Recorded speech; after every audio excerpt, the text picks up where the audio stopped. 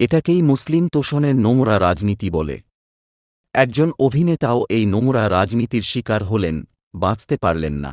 শুধুমাত্র বিবেক রঞ্জন অগ্নিহোত্রীর আসন্ন the Delhi files is now the Bengal files চলচ্চিত্রে 1946 সালে গ্রেট ক্যালকাটা কিলিংসের সময় মুসলিম লীগের জিহাদিদের হাত থেকে সনাতনী হিন্দুদের বাঁচানো গোপাল মুখার্জি ওরফে গোপাল পাঁঠার চরিত্রে অভিনয় করার জন্য অভিনেতা সৌরভ দাসকে তৃণমূল থেকে বহিষ্কার করা হল রাতারাতি।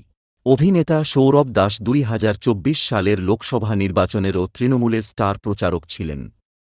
বক্তৃতা, সভা, টভ নিউজ চ্যানেল, ফেসবুক সবেতেই তৃণমূলের স্টার প্রচারক ছিলেন অভিনেতা সৌরভ দাস। বিশেষভাবে উল্লেখযোগ্য, বিগত 2024 সালের লোকসভা নির্বাচনেরও সৌরভ দাস তৃণমূলের হয়ে সক্রিয়ভাবে কাজ করেছিলেন এবং বর্তমানেও তৃণমূলের সক্রিয় কার্যকর্তা ছিলেন। অথচ সাধারণ মানুষকে বোকা বানাতে রাতারাতি দলের পক্ষ থেকে বলা হল, অভিনেতা সৌরভ দাসকে নাকি 1 বছর আগে থেকেই তৃণমূল থেকে বহিষ্কার করা হয়েছে।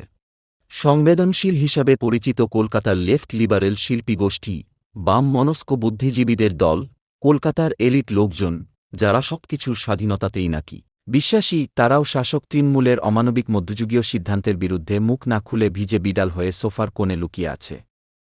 এমনকি তৃণমূলের টাকায় পোষা টলিউড ইন্ডাস্ট্রিও এই নিয়ে মুখে কুলুপ এঁটেছে বিশেষ এক সম্প্রদায়ের সংখ্যালঘু ভোট ব্যাংকের স্বার্থে।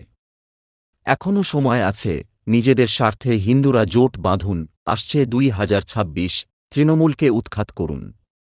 হিন্দু যদি বাঁচতে চাও, বিভেদ ভুলে এক হও।